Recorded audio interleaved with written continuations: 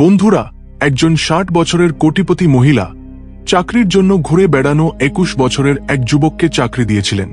শুধু তাই নয়, তাকে নিজের বাড়িতে থাকতে দিয়ে ৩ বেলা খাবার, কাপড় দিয়ে নিজের ছেলের মতো যত্ন নিয়েছিলেন। কিন্তু সেই যুবক চাকরিতে যোগ দেওয়ার প্রথম রাতেই শোবার ঘরে গিয়ে কি করেছিল জানলে তোমার গা শিউরে উঠবে। তারপর যা ঘটেছিল তা দেখলে তোমার চোখ ধাঁধিয়ে যাবে। এই গল্প তোমাকে অবাক করবে এবং রোমাঞ্চকরভাবে এগিয়ে যাবে। কোথাও বাদ দিয়ে দেখো না, কারণ অজানা জ্ঞান বিপজ্জনক। মণিপুর শহরে বসবাসকারী ৬০ বছরের মাধবী নামে এক মহিলা এম.ভি. গ্রুপ অফ কোম্পানির চেয়ারপারসন। রিয়েল এস্টেট এবং আইটি কোম্পানির সঙ্গে তার নাম বেশ জনপ্রিয়। হাজার হাজার মানুষকে চাকরি দিয়ে তাদের জীবন পুরোপুরি বদলে দেওয়া মাধবী কঠিন পরিশ্রম করে নিজের ব্যবসায়িক সাম্রাজ্য গড়ে তুলেছেন। তার জীবন ছিল কঠোর শৃঙ্খলার মধ্যে। সকালে যোগব্যায়াম করে খবরের কাগজ পড়ে দিনের কাজ শুরু করতেন। দুপুরে কোম্পানির মিটিং, সন্ধ্যায় বাড়ি ফিরে বই পড়া বা সাংস্কৃতিক অনুষ্ঠানে অংশগ্রহণ করা ছিল তার শখ। একদিন মাধবী শহরের বড়মলে কেনাকাটা করতে গেলেন। সেখানে বিশ্ববিখ্যাত ব্র্যান্ডের জিনিসপত্র পাওয়া যেত। মাসে একবার তিনি সেখানে গিয়ে কেনাকাটা করতেন। নিজের প্রয়োজনীয় জিনিস কিনতে গিয়ে মলের লোকজন তাকে চিনে সম্মানের সঙ্গে অভিবাদন জানাত। কেনাকাটা শেষে বিল পরিশোধ করতে ক্যাশিয়ারের কাছে এলেন। সেখানে ২১ বছরের যশবন্ত নামে এক যুবক ক্যাশিয়ারের কাছে চাকরির জন্য অনুরোধ করছিল। তার মুখে উদ্বেগ আর অসহায়তা স্পষ্ট ছিল। সে বারবার চাকরির জন্য অনুনয় করছিল। মাধবীর চোখ যশবন্তের উপর পড়ল। তার অবস্থা তার মন ছুঁয়ে গেল। তোমার নাম কি? তিনি জিজ্ঞাসা করলেন। যশবন্ত অবাক হয়ে বলল, আমার নাম যশবন্ত, ম্যাডাম। তুমি কে? কোন জায়গার লোক? এখানে কি করছো? মাধবী জিজ্ঞাসা করলেন। যশবন্তের চোখে জল চলে এল। ম্যাডাম, আমি চাকরির জন্য এসেছি। আমি একজন এতিম। ছোটবেলায় আমার বাবা মারা গেছেন। সম্প্রতি আমার মাও আমাকে ছেড়ে চলে গেছেন। এই পৃথিবীতে আমার কেউ নেই, কাঁদতে কাঁদতে বলল। তার কান্না দেখে মাধবীর হৃদয় গলে গেল। যশবন্ত আমার বাড়িতে কাজ করবে? আমি তোমাকে চাকরি দেব? তিনি জিজ্ঞাসা করলেন। যশবন্ত তার কানের উপর ভরসা করতে পারল না। অবশ্যই করব, ম্যাডাম। আমার ৩ বেলা খাবার পেলেই হবে, আনন্দে বলল। মাধবী বললেন, তোমাকে ৩ বেলা খাবার, থাকার জায়গা, কাপড় দেব। মাসে ১৫,০০০ টাকা বেতনও দেব। এই কথায় যশবন্ত আনন্দে ডুবে গেল। তাকে ধন্যবাদ জানিয়ে নিজের ব্যাগ কাঁধে নিয়ে তার সঙ্গে রওনা দিল। মাধবী যশবন্তকে গাড়িতে করে নিজের বাড়িতে নিয়ে গেলেন। তার বাড়ি দেখে যশবন্ত এক মুহূর্তের জন্য হতবাক হয়ে গেল। রাজপ্রাসাদের মতো সেই বাংলো, বড় বড় গেট, বিশাল বাগান, জমকালো প্রবেশপথ, সবকিছু তাকে অবাক করল। সেই বাংলোয় ১০ জনেরও বেশি কর্মী মাধবীর সেবায় ছিল। মাধবী যশবন্তকে একটি বিলাসবহুল ঘর দেখিয়ে বললেন, এটা তোমার ঘর, আজ থেকে কাজ শুরু করতে পারো। যশবন্ত মাথা নেড়ে ধন্যবাদ জানিয়ে নিজের ব্যাগ ঘরে রেখে কাজের জন্য তৈরি হল। প্রথমে মাধবীর ঘর এবং বাড়ির অন্যান্য অংশ পরিষ্কার করল। তারপর বারান্দার গাছগুলিতে জল দিয়ে তিনি যে কুকুর পুষছিলেন তাকে গোসল করাল। যশবন্ত প্রতিটি কাজ অত্যন্ত যত্নে এবং নিষ্ঠার সঙ্গে করল। রাত হওয়ার সময় রাঁধুনি খাবার তৈরি করে, ম্যাডাম, খাবার তৈরি, বলে মাধবীর ঘরের কাছে এসে জানাল। মাধবী ডাইনিং টেবিলে বসে যশবন্তকে ডেকে বললেন, তুমিও আমার সঙ্গে বসে খাও। যশবন্ত বলল, ও মা, ম্যাডাম আপনার সঙ্গে সমানভাবে বসে খাব। সে দ্বিধায় পড়লেও তার জোড়াজুড়িতে বসে খাওয়া শুরু করল। খাওয়ার সময় মাধবী জিজ্ঞাসা করলেন, যশবন্ত, তোমার পটভূমি কি? কোন জায়গার লোক? এত কাজের প্রয়োজন কেন? যশবন্ত একটি দীর্ঘশ্বাস ফেলল। ম্যাডাম, আমি মুম্বাইয়ের দাদর কলোনির বাসিন্দা। আমার বাবা একটি কোম্পানিতে কাজ করতেন। কোম্পানিতে বৈদ্যুতিক শর্ট সার্কিটে তিনি মারা যান। আমার মা কষ্ট করে আমাকে বড় করেছেন, আমাকে ডিগ্রি পর্যন্ত পড়িয়েছেন। কিন্তু গত মাসে তিনিও আমাকে একা ফেলে চলে গেছেন, দুঃখের সঙ্গে বলল। মাধবী তাকে সান্ত্বনা দিয়ে বললেন, যশবন্ত, দুঃখ করো না। এখন থেকে তুমি আমার ছেলের মতো। তোমাকে এতিমের অনুভূতি হতে দেব না। সাহস রাখো, তোমাকে সব সুযোগ সুবিধা দেব। কঠোর পরিশ্রম করে ভালো ভবিষ্যৎ গড়ে তুলো। তার কথাগুলি যশবন্তকে সাহস জোগাল। সে কৃতজ্ঞতার সঙ্গে তাকে দেখল। খাওয়ার পর মাধবী বললেন, যশবন্ত, আমার মাঝরাতে গরম জল খাওয়ার অভ্যাস আছে। তুমি আমার ঘরেই শুয়ে থাকো। আমার কিছু প্রয়োজন হলে সাহায্য হবে। যশবন্ত, ঠিক আছে ম্যাডাম বলে তার বিছানা থেকে কিছুটা দূরে শুয়ে পড়ল। কিছুক্ষণ পর মাধবী গভীর ঘুমে ডুবে গেলেন। যশবন্ত ঘুমিয়ে পড়ল। মাধবীর ঘুমের মধ্যে মনে হলো কেউ তার কোমরে হাত দিয়ে স্পর্শ করছে। ভয়ে চোখ খুলে দেখলেন যশবন্ত তার কোমরে হাত রেখে শুয়ে আছে। মাধবী জোরে চিৎকার করে তাকে ধাক্কা দিয়ে সরিয়ে দিলেন। যশবন্ত ঘুম থেকে উঠে বলল, কি হলো ম্যাডাম? মাধবী রাগে বললেন, তুমি আমার পাশে কেন শুয়ে আছ? আমার কাছে কেন এসেছ? তোমার উদ্দেশ্য কি? চিৎকার করে বাইরে এলেন। সেই চিৎকার শুনে বাড়ির কর্মীরা তার ঘরের কাছে এল। যশবন্ত ভয়ে বলল, ম্যাডাম দয়া করে ক্ষমা করুন, আমার ঘুমের মধ্যে হাঁটার রোগ আছে, আমার জন্য আপনার অসুবিধা হলে ক্ষমা করুন। সে ঘুমের মধ্যে হাঁটার রোগের কথা বলায় মাধবী কিছুটা শান্ত হলেন। ঠিক আছে, তুমি অন্য ঘরে গিয়ে শুয়ে পড়ো বললেন। যশবন্ত তার কথামতো নিজের ঘরে গিয়ে শুয়ে পড়ল।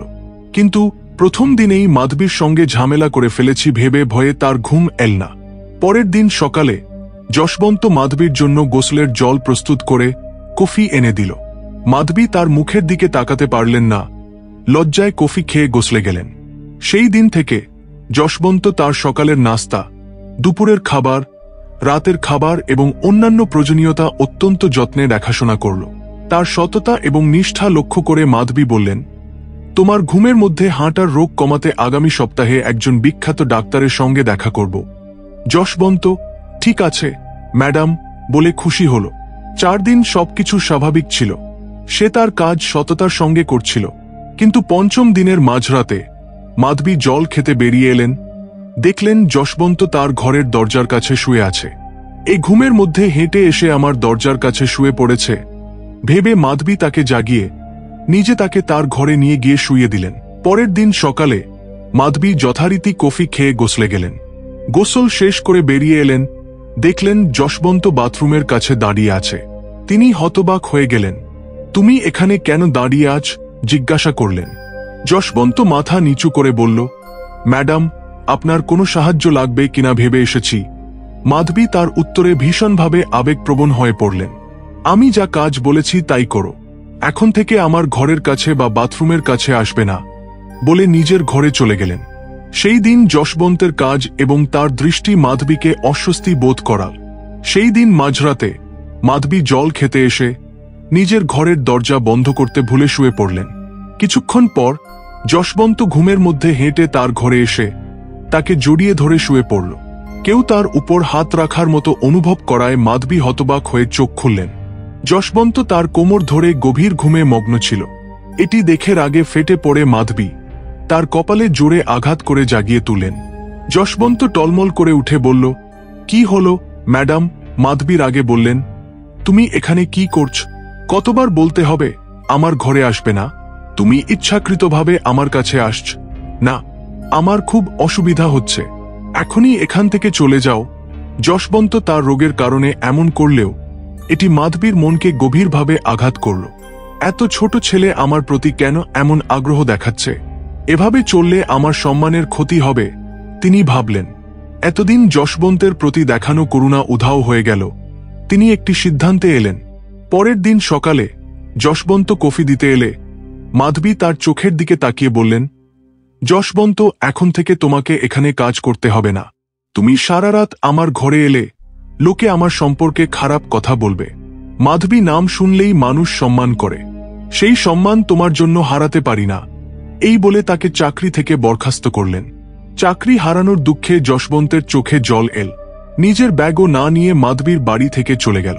এরপর মাধবী যথারীতি কফি খেয়ে গোসল করে নিজের ঘরের বড় আলমারির দিকে তাকালেন। আলমারির দরজা সামান্য খোলা ছিল, তার কোমরে বাঁধা চাবি সেখানে ঝুলছিল। তিনি ভয়ে টাকা চুরি গেছে নাকি ভেবে খুঁজলেন। টাকা বা সোনা কিছুই হারায়নি, কিন্তু কয়েক বছরের গোপন ফাইল এবং কিছু ছবি চুরি গেছে।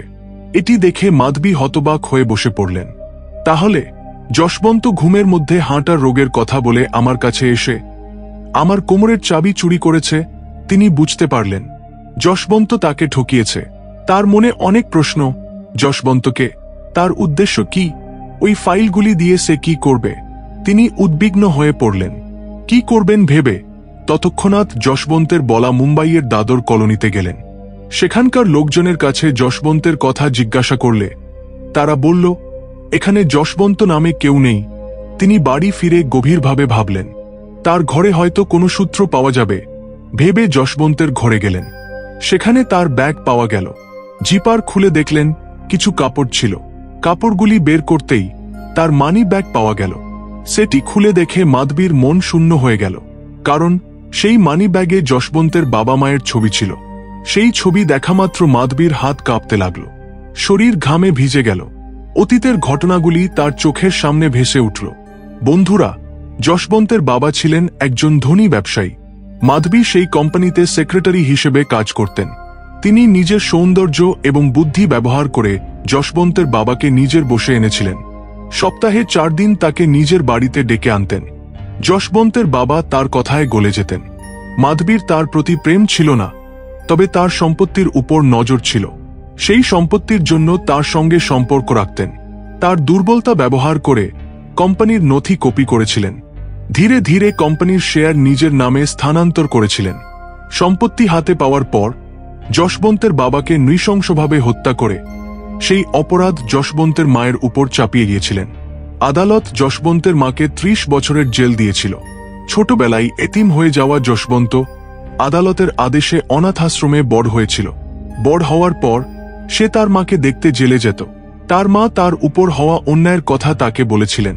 মায়ের জন্য ন্যায়বিচার পাওয়ার জন্য এবং বাবার সম্পত্তি ফিরিয়ে আনার জন্য যশবন্ত শ্রমিক হিসেবে মাধবীর বাড়িতে যোগ দিয়ে তার আলমারি থেকে বাবার হত্যা এবং সম্পত্তি সম্পর্কিত ফাইল এবং ছবি চুরি করেছিল। মাধবী অতীতের ঘটনাগুলি মনে করতে করতে বসে থাকার সময় পুলিশ তাকে গ্রেপ্তার করতে এল। পুলিশ দেখে মাধবীর চোখের সামনে ভবিষ্যতের দৃশ্য ভেসে উঠল। তিনি ভারী পায়ে থানায় গেলেন। পুলিশ তদন্ত করে তাকে আদালতে নিয়ে গেল। আদালতের চত্বরে যশবন্তের সঙ্গে মুখোমুখি হওয়ার পর মাধবী মাথা নিচু করে ভিতরে গেলেন। আদালতে যশবন্ত তার সংগ্রহ করা প্রমাণ একে একে পেশ করল। তার বাবার কোম্পানির আর্থিক নথি, মাধবীর করা সম্পত্তি হস্তান্তরের প্রমাণ, হত্যার দিনে মাধবীর ফোন কলের রেকর্ড, সবকিছু তার কৌশলকে স্পষ্টভাবে প্রকাশ করল। যশবন্ত তার মা নির্দোষ বলে প্রমাণ করতে নিজের তদন্তের বিস্তারিত বলল। তার মাও তার উপর হওয়া অন্যায়ের কথা আদালতে বর্ণনা করলেন। যশবন্তের প্রমাণ মাধবীর বিরুদ্ধে অভিযোগকে আরও শক্তিশালী করল। অবশেষে আদালত যশবন্তের মাকে নির্দোষ ঘোষণা করে তৎক্ষণাৎ মুক্তি দেওয়ার আদেশ দিল। মাধবীর অবৈধভাবে অর্জিত সম্পত্তি যশবন্তের বলে রায় দিল। মাধবীর অপরাধের জন্য 30 বছরের জেলের সাজা দিল। আদালত থেকে বেরিয়ে যশবন্ত তার মায়ের মুখে হাসি দেখে ধীরে একটি দীর্ঘশ্বাস ফেলল। তার দীর্ঘ সংগ্রাম সফল হল। অন্যায় হারল, ন্যায় জিতল। মা ছেলেকে একত্রিত করল। বন্ধুরা, এই গল্প কি তোমার পছন্দ হয়েছে? পছন্দ হলে লাইক করো, আমাদের চ্যানেলে সাবস্ক্রাইব করো। আরেকটি নতুন ভিডিও নিয়ে আবার দেখা হবে। জয় হিন্দ।